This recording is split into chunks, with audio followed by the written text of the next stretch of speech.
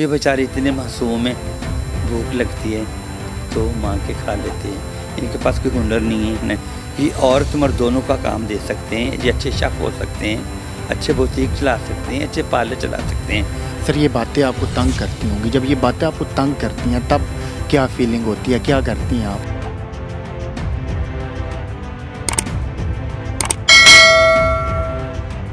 अस्सलाम वालेकुम, आप देख रहे हैं औसाफ डिजिटल। मैं हूँ ज़ुबैर अवान।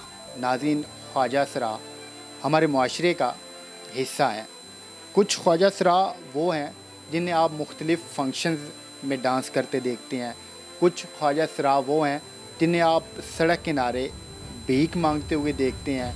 कुछ ख्वाजा सरा वो हैं जो अपना जिस्म बेचते हैं, फिर कुछ कमाई करते हैं और ज़िंदगी की जो गाड़ी है उसको चलाते हैं। आज मैं आया हूँ ख्वाजा सराओं के डेरे पे। इनसे हम बहुत सारे सवालात करेंगे, वो सवालात जिनके जवाबात आप लोग जानना चाहते हैं। कुछ रसूमात का हम जिक्र करेंगे, फिर कुछ ये लोग कैसी ज़िंदगी गुजारते हैं। कुछ खुफिया पहलू हम आपके सामने रखेंगे जिनको आप लोग नहीं जानते। ये तो कुछ चीज़ें हैं जो मैंने आपको बताई हैं, आप लोग अपने इर्द गिर्द देखते हैं। फिर जब ये लोग फौत होते हैं, इनका जनाजा कैसे होता है, इनको दफनाया कैसे जाता है। अगर खुदा न खासा ये लोग बीमार हो जाते हैं तब इनकी दवाएं कहाँ से आती हैं, तब इनको अस्पताल में कौन लेके जाता है। फिर जब इन लोगों को घर से निकाला जाता है तब इनको कौन अपनाता है, इनको कौन अपने घर लेके आता है, कौन इनकी परवरिश करता है। ये बहुत सारे सवालात हैं जिनके जवाबात आज मैं लेने के लिए यहाँ पे इस डेरा पे आया हूँ।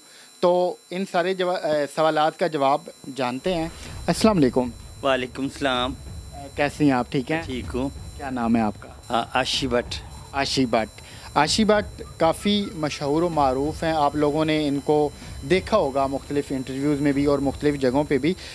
ये जो दोनों हैं ये आपकी शागिर्द हैं, चेले हैं आपके? ये मेरे चेले हैं। ये आपके चेले हैं। आपका क्या नाम है? नादिया। आपका क्या नाम? मेरा नाम शमा मलिक। अच्छा, जब आपने इनको अपना चेला बनाना होता है कैसे बनाते हैं? फर्स्ट ऑफ ऑल ऐसा है कि ख्वाजा आज़म को घर में एक्सेप्ट ही नहीं किया जाता है। जो पेरेंट्स इनको घर में मतलब अच्छा नहीं समझते हैं तो इनको छोटी उम्र में घरों से किक आउट करवा दिया जाता है। तो जो प्यार इनको घरों में मिलना चाहिए, फिर इनको गुरु लुक आफ्टर करते हैं, गुरुओं के पास आ जाते हैं। तो मैं यही कहूँगी कि मेरी पेरेंट्स से यही रिक्वेस्ट है कि आप इन लोगों को एक्सेप्ट करें ताकि ये लोग अपना घर छोड़ने पे मजबूर ना हो और इनको अपने दूसरे नॉर्मल बच्चों से ज़्यादा प्यार करें ताकि ये अपने घर पे ही रहें। और जब इन लोगों को घर में वो प्यार नहीं मिलता है तो फिर ये हमारी कम्युनिटी में आ जाते हैं, गुरुओं के पास आ जाते हैं। फिर गुरु इनको लुक आफ्टर करते हैं और इनको अपने बच्चों की तरह रखते हैं। आप इनके गुरु हैं। अभी ये आपके 2 चेले हैं या इनके अलावा और हैं? मेरे पास काफ़ी लोग हैं, मतलब जो भी बड़ा हमारे में जो भी बड़ा हम उसको गुरु कहते हैं। तो काफ़ी लोग हैं मेरे पास। इनको कितना टाइम हो गया आपके पास रहते हो? मैक्सिमम 15-20 साल हो गए। 15-20 साल इन्हें आपके पास हो? जी जी जी। आपने इनको पाला पोसा, आपने इनकी तरबियत की? जी। अब वो ऐसा है ना, पहले कॉन्सेप्ट ये होता है हम लोग नाच गाना करते, किसी के घर बच्चा पैदा होता जाके लोरी देते थे, कोई खुशी हो जाके सेहरा गाते थे। तो उसको हम लोग कहते वधाइयाँ।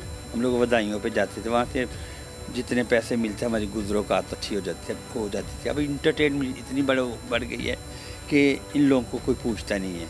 और ज़ाहिर हर बंदे को पेट लगा हुआ है और लोग कहते हैं ये बेगिंग क्यों करते हैं।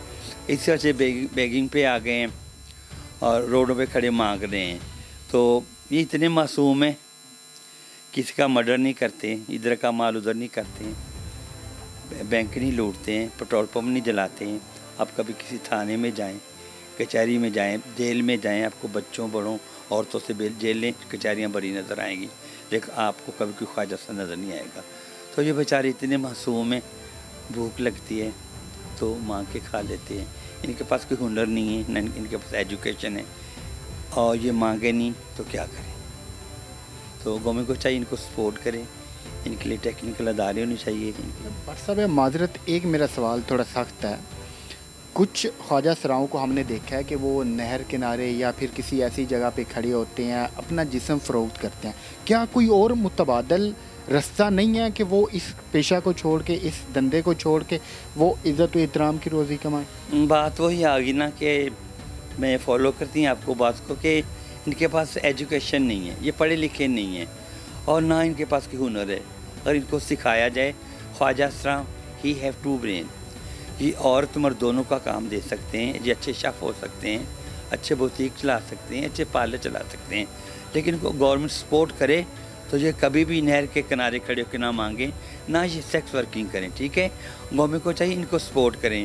اور ایک ایسا ہے کہ کہتے کہ پاکستان کی کتنی آبادی ہے, پاکستان کی میرا خیال 24 کروڑ آبادی ہے, اور 24 کروڑ آبادی میں نہیں کہہ سکتی کتنے خواجہ ہیں, کیونکہ مردم شماری میں ان کا کھانا ہی نہیں ہے. جب تک ان کی مردم شماری نہیں ہوگی تو کیسے پتہ چلے گا. میرے سے بڑے سوال کیے جاتے جی پاکستان میں کتنے خواجہ ہیں, اور جب تک مردم شماری نہیں ہوگی تو کیسے پتہ چلے گا پاکستان میں کتنے خواجہ ہیں. آپ لوگ جب یہاں گھر سے باہر نکلتے ہیں تو کون کون سے تانے ہیں, کون کون سے سوالات ہیں, کون کون سی باتیں ہیں, بڑی تکلیف دہ باتیں ہوتی ہیں جن کا سامنا کرنا پڑتا ہے آپ لوگوں کو؟ بہت زیادہ باتیں ہیں جو لوگ کرتے ہیں, لیکن ہمیں برداشت کرنا پڑتا ہے, کیونکہ جب گھر والے ہمیں اپنے گھر میں رکھنا قبول نہیں کرتے, گروؤں کے پاس آتے ہیں تو گرو اچھی ٹریٹمنٹ کرتے ہیں ہماری.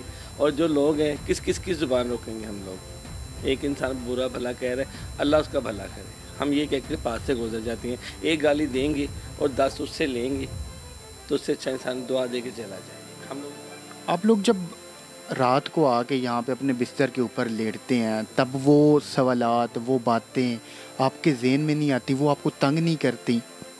یہ روزانہ کا بن گیا ہے, روزانہ یہ کام ہوتا ہے. روزانہ سوچیں تو پھر اپنے آپ کو ہی خراب کرنا ہے.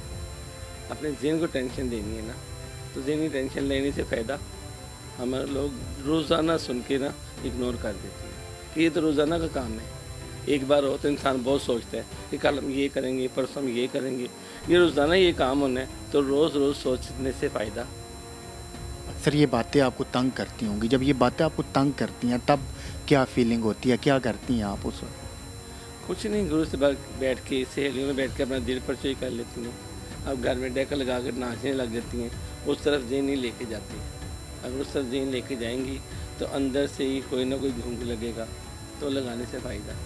یہ سب سے بڑا گھونگ تو یہ ہے کہ ہم لوگوں کے خواجہ سلام اور لوگوں کی باتوں کا ذہن میں لیں گے تو ذہنی ٹینشن سے انسان کو 100 بیماری لگتی ہے.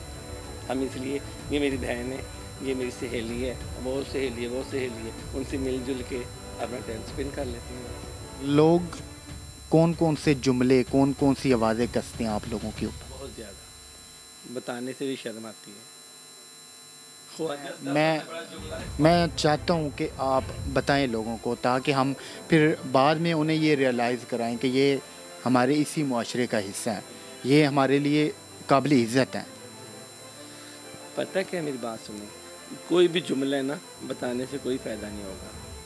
یہ ہم لوگ اپنے آپ میں صبر کر لیتے ہیں. یہ سب سے بڑا جملہ یہ ہے کہ ہم خواجہ سرا, اس سے بڑا کوئی جملہ نہیں. لوگ کیا کچھ نہیں کہتے, فنکشنوں پہ بھی, گلیوں محلوں میں بھی, ہر جگہ پہ, پر لیکن ہمیں برداشت کرنا پڑتا ہے, کیونکہ گھر والے اگر اچھے ہوتے تو ہمیں یہ جملے سننے پڑتے, کبھی بھی نہیں سننے پڑتے. اچھا, ایسا ہوتا ہے کہ ایک خواجہ سرا اپنے پہلے والے گرو کو چھوڑ کے دوسرے گرو کے پاس آئے؟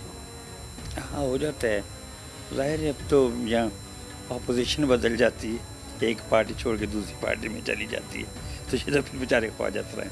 ہو جاتا ہے, ایسا کیوں نہیں ہوتا ہے, جہاں کسی کا دل ملے وہ چلا جاتا ہے, کوئی پابندی نہیں. جی, آپ لوگوں کی رسمیں کون کون سی ہوتی ہیں؟ جب ایک چیلا آپ کے پاس آتا ہے پھر ظاہری بات ہے پوری ایک رسم کے تحت اسے آپ اپناتے ہیں یا اپنا چیلا بناتے ہیں. کوئی رسم نہیں ہوتی. یہ بچے ہمارے پاس آتے ہیں, ہم ان کو لک آفٹر کرتے ہیں, ان کو ڈانس وانس سکھاتے ہیں, ان کو کام سکھاتے ہیں. تو پھر جیسے ایک بچہ بڑا ہو کے اپنے پیرنٹس کو کما کے دیتا ہے, تو یہ ہمارے بچے ہیں آگے, یہ ہمارے آگے کام کرتے ہیں. جب ہم لوگ بوڑھے ہو جاتے ہیں, گرو بن جاتے ہیں, تو یہ ہمارے بچے ہی جاتے ہیں, ہمیں کما کے لا کے دیتے ہیں. جیسے ایک بچہ اپنے والدین کو کما کے دیتا ہے, یہ ہماری اولاد ہے, ہمیں کما کے دیتے ہیں. ہماری یہی رسمیں ہیں. بہت سارے خواجہ سرا جب بوڑھے ہو جاتے ہیں یا پھر بیمار ہو جاتے ہیں, بہت ساری انہیں خدا نخواستہ بیماریاں لگ جاتی ہیں, جیسے ایڈز ہو گیا, ٹی بی ہو گئی اور بہت ساری, تب ان کا علاج آپ لوگ کیسے کرواتے ہیں؟ میں نے بہت سارے خواجہ سرا دیکھے ہیں کہ جن کا کوئی والی وارث نہیں ہوتا. ہاں جی، کچھ خواجہ صاحب تو ایسے ہیں جو جوانی میں جو کماتے ہیں اپنے پیسے اکاؤنٹ کر لیتے ہیں. جیسے میں نے اپنے پیسے اکاؤنٹ کیے ہوئے تھے تو میں نے ایک شیلٹر ہوم بنایا ہے، بھی گھر فاؤنڈیشن دا رائٹ فار خواجہ سرا. کیونکہ جب خواجہ سرا جوان ہوتا ہے اس کو کوئی فکر فاقہ نہیں ہوتا ہے، اس کو پتہ ہے میں جوان ہوں، وہ کماتے اس کے پاس پیسے آ جاتے ہیں. اور جب وہ 50+ ہو جاتا ہے، کمانے کے لائق نہیں رہ جاتا ہے، پھر اس کو سوچ آتی ہے کہ یا اللہ میں نے پیسے جمع کیوں نہیں کیے. کیونکہ ہمارے پاکستان میں اگر کوئی عورت بیوہ ہو جاتی ہے نا، اس کے بچے اس کو سنبھال لیتے ہیں، کوئی رشتہ دار اپنے پاس لے جاتا ہے. تو جب خواجہ صاحب بوڑھا ہو جاتا ہے اس کو دیکھنے والا کوئی نہیں ہوتا. اسی بات کو مد نظر رکھتے ہوئے میں نے ان کے لیے شیلٹر بنایا ہے. ہمارے کچھ خواجہ صاحب ایسے ہیں جو ساری زندگی اپنی فیملیوں کو سپورٹ کرتے ہیں. گھر والے پیسے تو لے لیتے ہیں لیکن گھر میں رکھنا پسند نہیں کرتے. یہ بڑی تلخ حقیقت ہے کہ گھر والے پیسے تو لے لیتے ہیں کہ جو کما کے لائے ہو ہمیں دو، مگر ان لوگوں کو پیار دینا گوارا نہیں کرتے، انہیں اپنے پاس رکھنا گوارا نہیں کرتے. جو پیار ان کو ماں کا چاہیے، جو پیار ان کو باپ کا چاہیے، جو پیار ان کو بھائی کا چاہیے، اس سے یہ لوگ محروم ہوتے ہیں. اس کو یہ پوری زندگی ترستے رہتے ہیں. مجھے یہ بتائیں کہ میں نے سنا ہے کہ جو خواجہ سرا ہوتے ہیں ان کا جو جنازہ ہوتا ہے وہ رات کے اندھیرے میں ہوتا ہے. تو اس سوال کے جواب دے دیتے میں بوڑھی ہو گئی ہوں. پتہ کیا ہے، وی آر آل مسلم، ہم مسلمان ہیں اور ہم کلمہ گو ایک ہی نبی کی امت ہے، لا الہ الا اللہ محمد رسول اللہ، وہی کلمہ پڑھنے والے ہیں. تو جو بندہ کلمہ پڑھے گا، چاہے وہ عورت ہے، چاہے وہ مرد ہے، چاہے وہ خواجہ سے اس کا جنازہ ہوگا. فرق صرف اتنا ہے کہ جب ہم لوگوں میں سے کسی کی ڈیتھ ہو جاتی ہے ہم لوگ جنازہ کے ساتھ نہیں جاتے ہیں، کیونکہ ہم مر کے بھی لوگوں کا مذاق بنتے ہیں، ہوٹ ہوتے ہیں.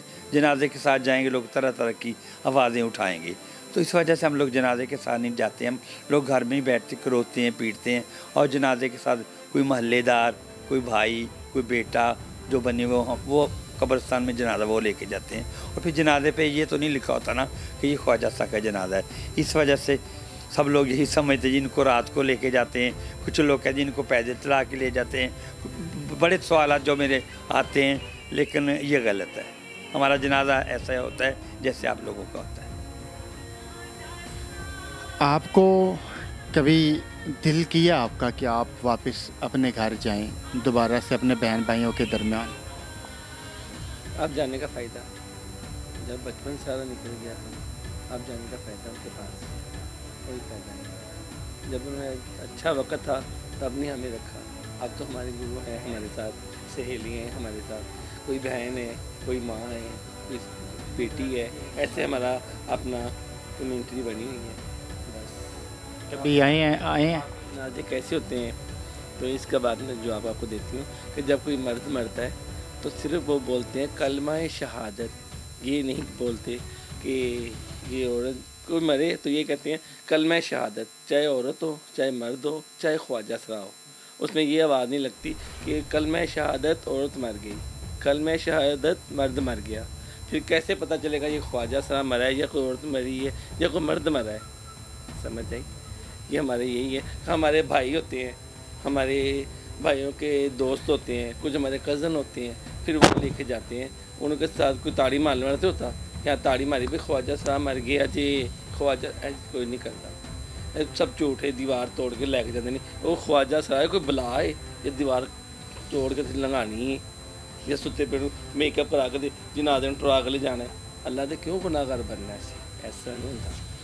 یہی ہوتا ہے کہ کلمہ شہادت لے کے جا رہے ہیں بس، چاہے عورت ہے، چاہے مرد ہے، چاہے خواجہ سرا ہے.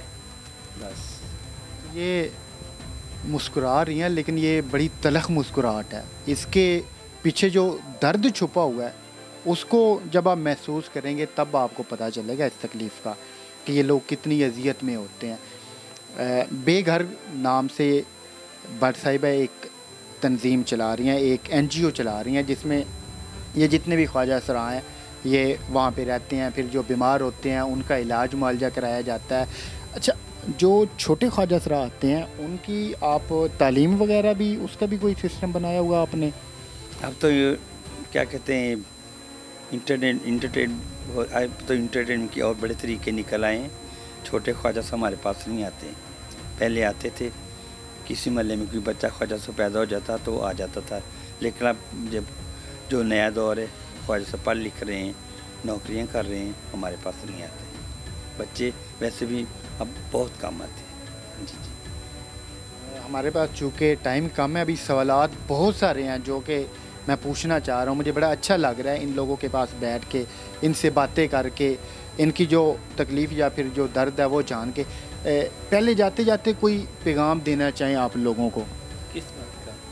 کوئی بھی آپ کے جو اندر کی بات ہے، جو آپ کے دل کی بات ہے، جو آپ کہنا چاہتی ہیں، میں چاہتا ہوں کہ آپ وہ کہیں ہمارے ناظرین کو۔ گرو بتائیں گے، ہم نہیں، جو گرو کہیں گے وہی ہم کرتی ہیں، ہم گروؤں کے کہنے سے چلتی ہیں۔ ہاں، یہ آشا جی آپ کو بتائیں گے، ہمارے گرو، آپ ان سے پوچھیے اس بات۔ کیا کہنا چاہتی ہیں لوگوں میں کو؟ یہی کہنا چاہوں گی، ایک شعر ہے، زندگی جبر مسلسل کی طرح کاٹی ہے، زندگی جبر مسلسل کی طرح کاٹی ہے، جانے کس جرم کی پائی ہے سزا یاد نہیں۔ میری پیرنٹ سے گزارش ہے، اگر آپ کے گھر میں کوئی ایسا بچہ پیدا ہوتا ہے، آپ اس کو ایکسیپٹ کریں، اس سے اچھا بیہیو کریں، تاکہ کوئی بھی بچہ اپنا گھر چھوڑ کے ہمارے پاس نہ آئے۔ اس کے علاوہ کچھ نہیں کہنا چاہیے۔ اللہ حافظ۔ اپنا خیال رکھیے گا، ملتے ہیں کسی اور ویڈیو میں۔ ان لوگوں کے لیے دعا ضرور کیجیے گا۔ اگر آپ لوگ کچھ بھی نہیں کر سکتے، ان کی ہیلپ نہیں کر سکتے، تو پھر آپ کو کوئی حق نہیں ہے کہ آپ ان کے اوپر جملے کسیں، آپ کو کوئی حق نہیں ہے کہ آپ انہیں مختلف الفاظوں سے پکاریں۔ یہ بڑے مظلوم لوگ ہیں، یہ آپ نے ان کی باتیں سنی ہیں، میٹھی باتیں ہیں، یہاں سے آپ بیٹھیں تو صحیح، آپ کا دل نہیں کرے گا کہ آپ اٹھیں۔ ابھی میرے پاس اور الفاظ نہیں ہے کہ میں کوئی اور بات کروں، لیکن میں دوبارہ پھر سے، اگر مجھے بٹ صاحبہ نے ٹائم دیا یا انہوں نے مجھے ٹائم دیا تو میں ان کے پاس ضرور آؤں گا۔ اگر کوئی سوال آپ لوگ پوچھنا چاہتے ہیں، آپ ہمیں کمنٹس میں بتا سکتے ہیں۔ تب تک دعاؤں میں یاد رکھیے گا۔ اللہ حافظ۔